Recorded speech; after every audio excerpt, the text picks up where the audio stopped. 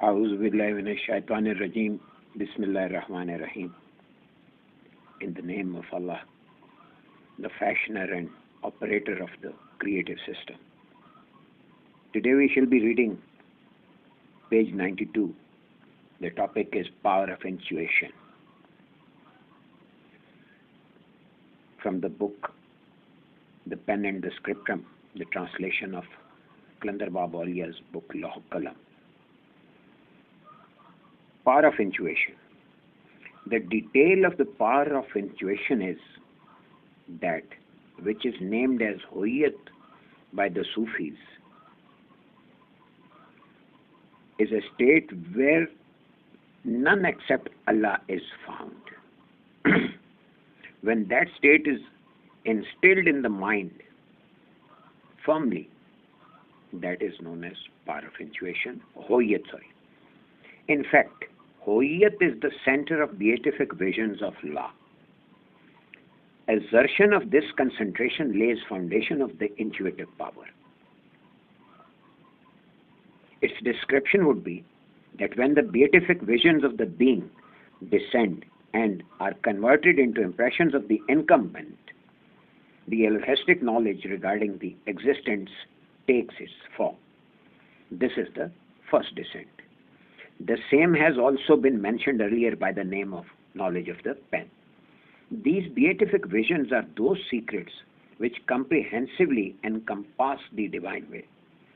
When this divine will descends, these secrets take the form of the synopsis of the preserved scriptum. This very form is termed as inevitable fate by religions. In fact, these are cognitive inscriptions. Cognitibility is that intrinsic reality which is the basis of commands of Allah and is in the form of generality having no details. It is necessary to understand that the era of eternity is still in operation. In other words, as far as the functionality of the branches of functional utility, the innovations and inventions are prevalent, it would be considered as the era of eternity. All the new activities that would be taking place till the last day or even after that, including the early, middle or last stages of paradise and hell, are to be considered as restrained within the limits of the era of eternity. Manifestation of every possible happening ad infinitum are all confined within the limits of the eternity. Therefore, whatsoever is taking place or will ever take place, ensuing the descent of the secrets of the knowledge of the pen, would be a detail of that synopsis which is called the collectina or preserved scriptum. Allah the Most High has stated in the Holy Quran that He is the master of the preserved scriptum. Whichever command He likes, He retains, and whichever He likes, He revokes. Every promise is inscribed. Allah doth blot out or confirm what He pleaseth. And with Him is the real book. Is the chapter 13, verses 38 and 39. This statement is about the same synopsis and means that Allah can change and alter the meanings and tendencies of the secrets as and when He may pleases. A well-considered deliberation upon the above-cited verse can give us an idea of the vast expanses of the era of eternity. It is not against the laws of Allah if an expedient policy is converted by Him into an epitome of creative innovations and inventions. After the second descent, the details of epitome express complete features and outlines of the commands. Up to this stage, time and space have no interposition. But after the ethereal realm or you, the third descent, foundations of space are laid when something is adorned with material elements after its entry into the phenomenal realm. This is the last stage of intuition. In this stage, the situations and conditions are encountered are known as the functional utility. This could be exemplified as a cinema. When the operator operates the projector, reflections of the film are cast upon the screen of cinema after passing through many lenses and the open space. Although every picture which is being displayed upon the screen exists along with all its features, outlines, and movements in the open space too, the human eye cannot behold it. At the most, a beam of light containing the reflections of pictures is visible. When these pictures strike against a screen, their functionality is fully captured by the witnessing eye. This very display of manifestation of pictures is termed functional utility. Every space and every segment of time is created within the limits of this very display. As long as something resides in the knowledge of Allah, it had not crossed the lens of incumbent. That is, the outlines of the commands were not there in it. But after passing through the lens of the incumbent, entered the limits of Galactina or the preserved scriptum, and the outlines and the features of command were formed in it. Then, after passing through this lens, it enters into the ethereal realm, which is also known as the realm of illustrations, and illustrations are pictures explaining the text and tenor of the command come into being. Now these pictures, after crossing the lens of the ethereal realm, take the form of a completed prototype. This state is known as the compositional realm or the realm of allegorized illustrations. But these have yet to be elementized. It is, these pictures have not yet been adorned with material body. They remain devoid of sensations and feelings unless they are elementized and embodied with matter. Intuition commences with the passing through phase of the first lens.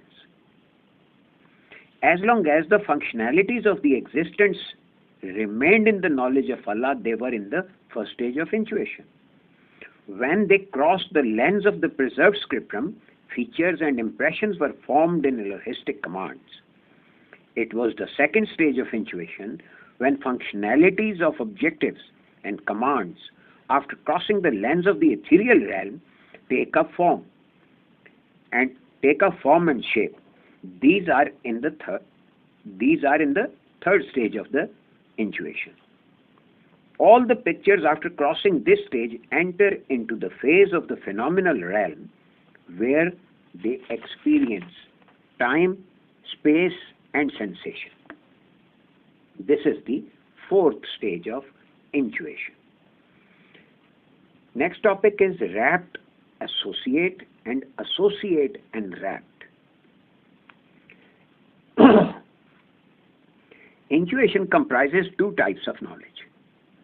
In Sufism, one is called the acquired knowledge or ilme hasuli, and the other is termed as the presented knowledge, ilme hazuri. When anything is in the stages of incumbent, galactina, or ethereal realm, its name is the presented knowledge. This knowledge is the ultimate goal of a spiritual associate, and the enwrapped, whether they are following the course of obligatory worshipping, farais, or that of the supererogatory worshipping rituals, nawafil. Sufis have been often delusioned about the definitions of an associate, salik, and enwrapped, majzub.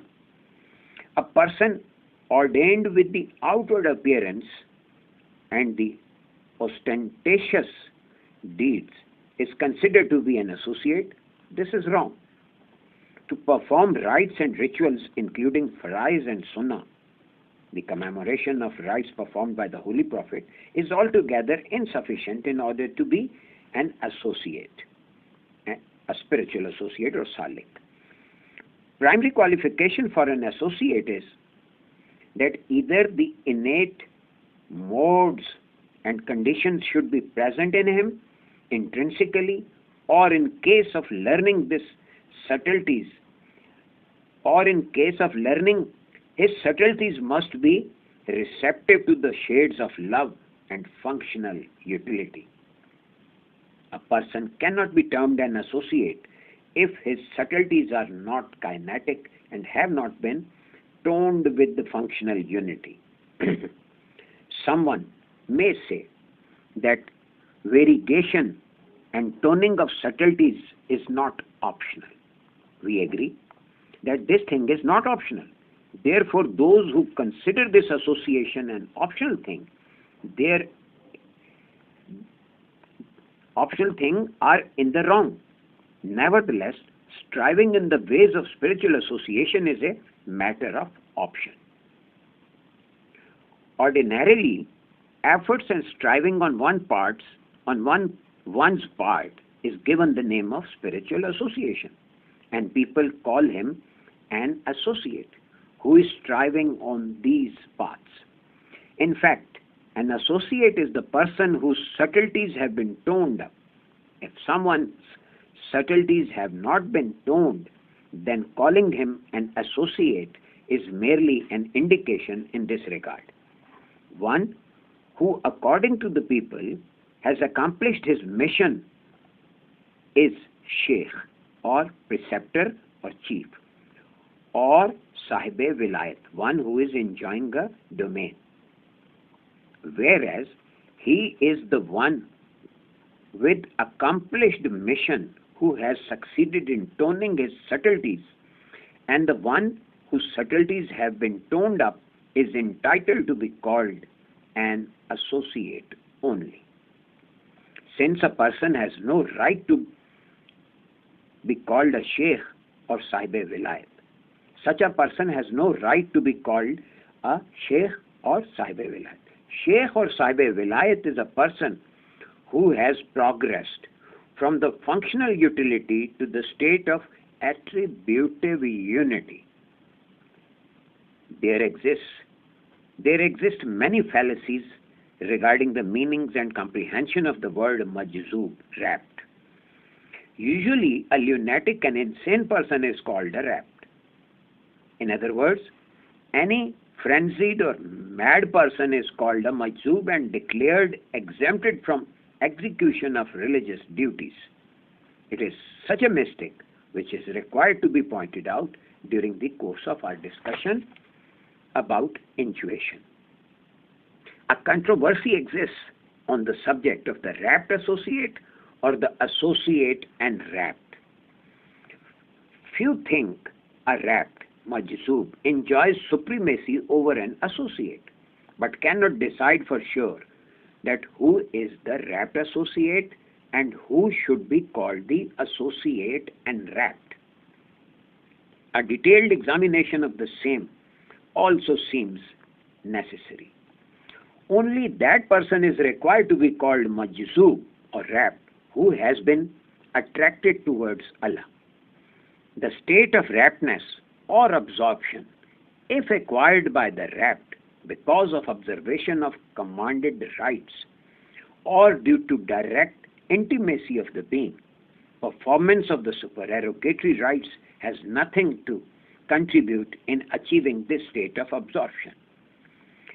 Rapture takes place in such a person who suddenly jumps from the state of functional utility, i.e., variegation of subtleness, and enters into the state of unity of the being without having the chance of familiarizing himself with the attributive unity. A person with this natural fertility and tenderness of the soul does not need to strive hard to tone up his subtleties. That is, some particular incident or event taking place in his thoughts causes the revelation of functional unity in him. By witnessing a sign or symbol, introvertly or extrovertly, he understands that behind the veil of invisible lights there exists a reality and the unseen, and obscure realm is working as per the directives of that reality, and this universe is only a shadow of the activities, functions, and movements of that unseen and obscure realm. It has been mentioned in the Holy Quran that he is picked up by Allah. This indicates the very same. Mankind and jinns have two types of affinity with their Lord Creator. One of them is called rapture or jazb, and the other is that of the knowledge. In the primary ages of Islam and during the era of the companions of the Holy Prophet, those who had been gifted with benevolence had their subtleties toned up with the love of the Holy Prophet. Peace and blessings of Allah be upon him. They did not know much about these two types of affinities. They assiduously deliberated and thought about the Holy Prophet, peace and blessings of Allah be upon him, for most of the time. Because of the very reason, they did not bother much to venture into the domain of the spiritual values, as by paying attention and contemplating upon the sayings of the Holy Prophet, they quenched their spiritual thirst. They were very much interested in ahadiths. The main reason for their interest in ahadiths was that they could appreciate their literary values besides comprehending the true meanings in depth. After hearing the words of the Holy Prophet and by reciting them, they enjoyed the maximum benefits of the luminescences or the electrifying effects of the ahadiths. Thus, they never felt like delving into the words of ahadith for their luminous illustrations. They were fully versed and familiar with the luminous illustrations of the words without any conscious knowledge and any particular effort on their part in this regard. When I had the occasion to visit the celestial realms, I noticed that the substantialities of the souls of the companions of the Holy Prophet were radiating with the luminescences of the Holy Quran and the ahadiths. That is, they were full of luminescences of the divinity and the prophethood. So I concluded that they did not require to strive hard to get their subtleties toned up. Perhaps for this reason, the literature of that era is found to be devoid of recital and other like materials regarding the spiritual values. But when the glow of luminescences of the Holy Quran and the Hadiths started fading away from the hearts of the people after the third generation of the companions of the Holy Prophet, people owning to their spiritual thirst began to look for the means of contiguity with Allah. Sheikh Najmuddin and his students like Sheikh Shahabuddin Sohrawardi and Khaja Moinuddin Chishti devised many styles for the contiguity of Allah through supererogatory prayers, and a variety of recitational exercises and practices were started by them. These things are not found in the era of Sheikh Hassan Basri. They discovered that affinity with Allah, which could be termed as correlation of knowledge, that is, they engage themselves devotedly to have the knowledge of the attributes of Allah and contrive the standards for understanding the Supreme Being. This very affinity is termed by the Sufis as the correlation of knowledge, because main ingredients of this affinity are the correlation, or the correlation are mostly comprises of knowledge. That is, when a Sufi cogitates to understand the attributes of Allah, he is on those paths of cognition which are decorated with the contemplation besides the recitational exercises. Any spiritual associate in this situation said to be enjoying the correlation of knowledge. This correlation or the path is altogether different from that of the correlation of rapture. And for this reason, it is known as the closeness, because of supererogatory rights, Qurbe Nawafil. Very few of that era, except Khaja Bahauddin Naqshbandi and Hazrat Qalandar Azam, may Allah be merciful to them, had the chance of acquainting themselves with the ways of raptness. I think we should stop here, because then we'll be heading for the next chapter, which is titled as Of the Correlation. Stay blessed. Thank you very much. Allah Hafiz.